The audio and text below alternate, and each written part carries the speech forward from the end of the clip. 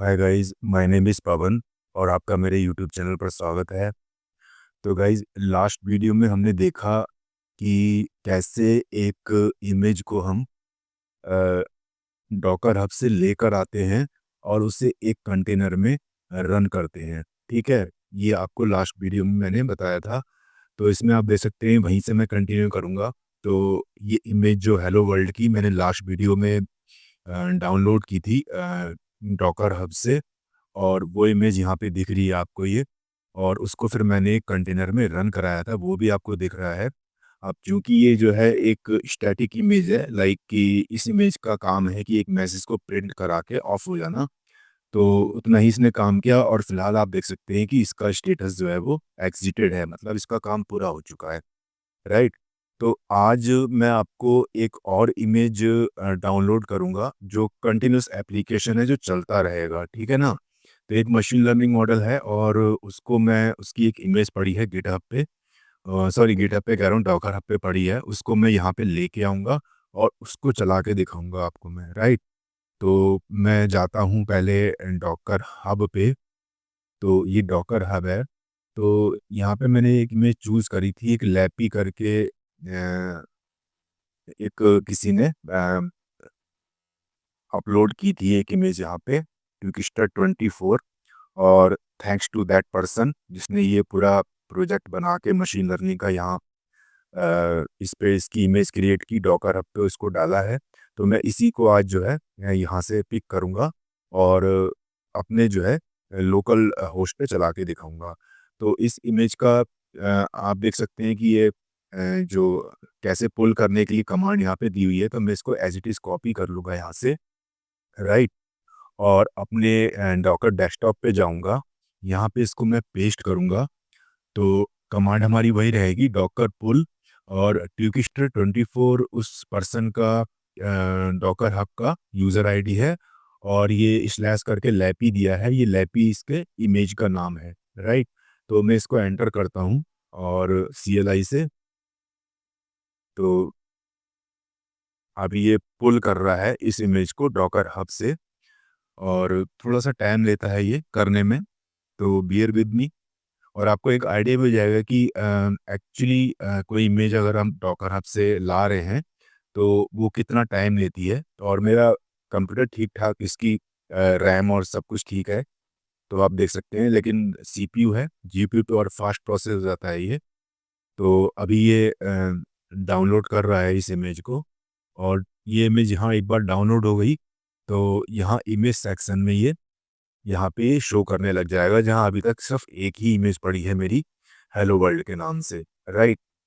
तो थोड़ा सा वेट करिए, अभी ये डाउनलोड जैसे ही कंप्लीट होगा, मैं इस इमेज को रन करके आपको दिखाऊंगा। तो अब इसको थोड़ा सा होने देते हैं। आई थिंक कंप्लीट होने वाला है, ये थोड़ा सा बचा है। क्योंकि आप इस इमेज का अगर साइज़ देखेंगे तो आई थिंक ये लगभग 1.5 GB की इमेज है। यहाँ शायद इसकी नहीं दी है ये साइज़ का, ये हाफ GB का साइज़ है। तो थोड़ा टाइम लगता है इसलिए इसको यहाँ अपलोड होने में। तो देखते हैं। तो इसमें एक चीज़ मैं आपको बताना चाहता हूँ, इसके बाद मैं इसको रन करके दिखाऊँगा। और इन बिटवीन मेरा ये टारगेट है, कल भी मैंने शुरू किया था, मैंने आपको ये फिगर काफ़ी 2-3 वीडियो से दिखा रहा हूँ। तो इस वीडियो में पिछले वीडियो में ही मैंने इसको कंप्लीट कर दिया था, लेकिन वो एक स्टैटिक इमेज थी। और अब ये डायनामिक इमेज है, एक मशीन लर्निंग प्रोग्राम है, तो इस पे रन ही करता रहेगा ये, जब तक मैं इसको ऑफ नहीं करूँगा। तो आप यहाँ ये वाला पोर्शन जो है, मैं एक तरह से आज मेरा कंप्लीट हो जाएगा कि एक ऑलरेडी रजिस्ट्री पे कोई इमेज पड़ी है, उसको मैं जो है पुल करूँगा अपने डॉकर डेस्कटॉप पे, और उसको एक रन करूँगा, तो उसका एक कंटेनर क्रिएट हो जाएगा। तो लास्ट टाइम भी किया था, लेकिन वो स्टैटिक इमेज थी, आज ये मशीन लर्निंग मॉडल है और डायनामिक इमेज है। तो ये मेरा पोर्शन आज कंप्लीट हो जाएगा, और उसके बाद जो नीचे वाला पोर्शन है, मैं उसको स्टार्ट करूँगा। तो मैं आज आपको ये भी दिखाऊँगा कि डॉकर फाइल कैसे क्रिएट करते हैं, अगर हमारा अपना कोई प्रोजेक्ट लिखा हुआ है किसी मशीन लर्निंग मॉडल का। तो कैसे उसकी एक डॉकर फाइल क्रिएट करेंगे और उसके बाद फिर आगे की वीडियो में इमेज क्रिएशन दिखाऊँगा और फिर आगे के 1-2 प्रोसेस जो बचे हैं कि इमेज को फिर कंटेनर पे रन करना है या इमेज को डॉकर हब पे पुश करना है, तो ये काम कैसे होता है? ये फिर आगे की वीडियो में दिखाऊँगा। आज की वीडियो में सिर्फ जो है ये डॉकर फाइल मैं आपको क्रिएट करना की थ्योरी बताऊँगा, इसकी अभी क्रिएट करना नहीं सिखाऊँगा प्रैक्टिकली कि कैसे डॉकर फाइल क्रिएट की जाती है और क्या-क्या चीज़ें इसके अंदर रहती है। तो यहाँ देख सकते हैं कि इमेज जो है गाइस डाउनलोड हो चुकी है, यहाँ पे हो चुकी है डाउनलोड, यहाँ पे पुल हो चुकी है मेरी और आप देख सकते हैं यहाँ पे ये इसका इमेज का नाम भी आ गया है। लेकिन अभी मैंने इसको रन नहीं किया है, तो यहाँ पे ये अभी रन नहीं हो रही है।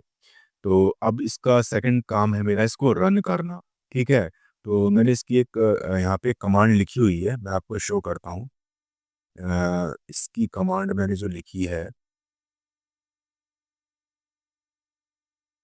तो इसकी कमांड गाइस ये है, इसको मैं कॉपी कर लेता हूँ, कंट्रोल सी और मैं इसके अभी ये जो लिखा हुआ है डॉकर रन तो है ये और बीच में ये माइनस पी और ये पोर्ट्स के 2 नाम लिखे हुए हैं और बाद में ये यूज़र आईडी और ये इमेज का नाम है।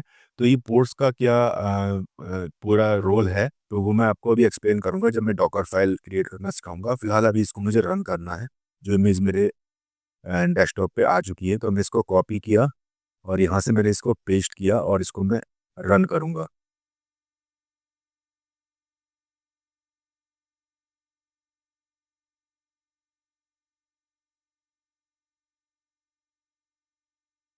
राइट? तो आप ये देख सकते हैं कि ये इमेज जो है यहाँ पे आ चुकी है और इसका नाम ये है इनफैलिएबल, जो भी नाम है इसका। तो ये अभी जो है कंटेनर में आ चुकी है। A new version of Streamlit is available, enter the following command to upgrade. तो इसको भी कर सकते हैं, लेकिन फ़िलहाल ये मेरी जो इमेज है, वो इस लिंक पे जो है यहाँ पे रन हो रही है और मैं इसको दिखाता भी हूँ कि मैंने इसको कैसे किया था। यहाँ पे आप देखिए जो पोर्ट का मैंने नाम डाला था अ, वो यहाँ पे 8888 डाला था मैंने, राइट? तो ये लोकल होस्ट का नाम होता है, लोकल होस्ट पे मैं 8888 डालूँगा तो वहाँ पे ये मुझे दिखाई देगी। तो मैं यहाँ पे जाता हूँ और यहाँ पे लोकल होस्ट कॉलन 8888 देखते हैं क्या होता है इसका। तो देखिए ये इसका पोर्ट का क्या होता है मैं आगे समझाऊँगा जब डॉकर फाइल बनाएँगे। फ़िलहाल आप देख सकते हैं कि मेरी इमेज जो है ये, जो मैंने यहाँ पे फर्स्ट पोर्ट का नंबर डाला था, उस पे मेरी इमेज रन कर रही है। ये एक लैपटॉप प्रेडिक्टर है, मीन्स के लैपटॉप की डिफरेंट एट्रीब्यूट्स या जो भी चीज़ें फंक्शनैलिटी आप देंगे, तो ये प्रेडिक्ट करेगा उसका प्राइस। मैं ज़्यादा चेंजिंग नहीं करूँगा, जहाँ पे ये 0 है, तो उसको मैं थोड़ा-सा चेंज करूँगा कि ये 128 कर देता हूँ इसको मैं और यहाँ पे स्क्रीन साइज़ कुछ कर देता हूँ मैं यहाँ पे, राइट? इतना कर दिया और वेट ऑफ द लैपटॉप मैं इसलिए कर रहा हूँ कि इसमें जो है एरर ना आए क्योंकि ज़ीरो ज़ीरो एरर आ जाती है अगर मैं इसको एज़ इट इज़ 0 छोड़ दूँगा। तो इतना मैंने कर दिया है, तो इसको मैं प्रेडिक्ट करता हूँ। तो आप देख सकते हैं ये इसका प्राइस जो है ये बता रहा है यहाँ पे 54,993, ठीक है ना? तो ऐसे ही आप जिसने भी मशीन लर्निंग मॉडल बनाया है तो उसको कुछ डेटा पे ट्रेन किया होगा, ये सारे फीचर्स पे ट्रेन किया होगा उसको और उसके अकॉर्डिंग जैसे हम चेंजिंग कर रहे हैं ये अपना जो है प्रेडिक्टर अपना काम कर रहा है। तो ठीक है गाइज़, इतना ये बताना था कि एक डायनामिक इमेज है, मशीन लर्निंग मॉडल है, तो मैं आपको एक डॉकर डेस्कटॉप पे भी दिखाता हूँ कि ये मशीन जो है ये जो मेरा आप देख सकते हैं ये चल रही है अभी, ये हेलो वर्ल्ड तो रुकी हुई है, यहाँ पे चल रही है इमेज ये और कंटेनर चल रहा है ये और इसमें आप देख सकते हैं कि मैं इसको स्टॉप करूँगा तभी स्टॉप होगी, है ना? क्योंकि ये कंटीन्यूअस चलने वाला डायनामिक ऐप है, तो एप्लीकेशन चलता रहेगा, कोई मैसेज डिस्प्ले नहीं कर रहा है। ये था कि एक बार चलाया, इसने मैसेज प्रिंट करा और रुक गया, ठीक है? तो दोनों में आपको अंतर समझ में आ गया होगा और इसी के साथ मेरा ये जो आज का ये प्रैक्टिकल वाला पोर्शन था, वो कंप्लीट हो गया है और जैसा मैंने आपको बताया था कि मेरा टारगेट था कि ये वाला पोर्शन आज कंप्लीट कर दूँ, वो मैंने कर दिया। लास्ट टाइम स्टैटिक इमेज ली थी, आज एक डायनामिक इमेज ली है और ये काम मैंने पूरा कर दिया है। अब हम चलते हैं थोड़ा-सा इस नेक्स्ट जो नीचे वाला पोर्शन है उसकी तरफ। तो आज हम डॉकर फाइल की थ्योरी देखेंगे कि डॉकर फाइल क्या होती है, क्योंकि बाकी सारी चीज़ें आप समझ चुके हैं कि डॉकर फाइल पढ़ेंगे आज, डॉकर फाइल में कौन-कौन से कंपोनेंट होते हैं वो सब देखेंगे। तो मैं आता हूँ यहाँ पे। तो डॉकर फाइल पढ़ते हैं, तो डॉकर फाइल का एक पर्टिकुलर फिक्स फॉर्मेट रहता है, लगभग फिक्स रहता है फॉर्मेट, और हमें लगभग उसी फॉर्मेट में चीज़ें देनी होती है। तो इसमें जो है आप देख सकते हैं कि 7 स्टेप हैं और 7 स्टेप में अराउंड 6, 7, 8 ऐसे स्टेप्स रहते हैं इसके। इतने स्टेप पे हमारी जो इमेज जो है वो क्रिएट हो जाती है, ठीक है ना? तो डॉकर फाइल के जो इंस्ट्रक्शन है पूरे हो जाते हैं। उसके बाद इस डॉकर फाइल को हम रन करते हैं, तो उससे इमेज बिल्ड होती है। तो डॉकर फाइल के पहले कंपोनेंट देख लेते हैं। पहला तो होता है कि use an official run time as a base image. तो मैंने आपको बताया था कि यहाँ पे अगर हम पाइथन एप्लीकेशन बना रहे हैं, तो यहाँ पे एक पाइथन इमेज पाइथन का जो वर्ज़न है वो यहाँ पे हम लगा देंगे। तो उसका कमांड रहता है from Python colon 3.8 dash slim. तो ये 3.8 पाइथन का वर्ज़न है और स्लिम ये है कि अ यहाँ पे जो मेन पार्ट होता है कि एक डॉकर इमेज का की मेमोरी या कितनी हैवी डॉकर इमेज है, तो मैक्सिमम वो इसी यहीं पे डिसाइड हो जाता है, इसी जगह डिसाइड हो जाता है, क्योंकि यहाँ पे हम जो है एक एप्लीकेशन दे रहे हैं और साथ में से इसके एक छोटा-सा लाइट वेट ऑपरेटिंग सिस्टम भी जाता है। कई बार हम जो है ऑपरेटिंग सिस्टम को ही ले जाते हैं पूरा, लेकिन यहाँ पे हमें पाइथन का यूज़ करना है, तो एक पाइथन का हमने यहाँ पे लेयर लगा दी है। तो मेन यहाँ से इतना करते ही हमारा एक तरह से कंटेनर क्रिएट हो जाता है। उसके बाद क्या करते हैं कि एक कंटेनर के अंदर एक वर्किंग डायरेक्टरी बनाते हैं और वर्किंग डायरेक्टरी का नाम हमने यहाँ पे एप्लीकेशन लिखा हुआ है। ये हमारी डायरेक्टरी कंटेनर के अंदर बनेगी, मीन्स एक फ़ोल्डर ऐप नाम से उसके अंदर बन जाएगा कंटेनर के अंदर।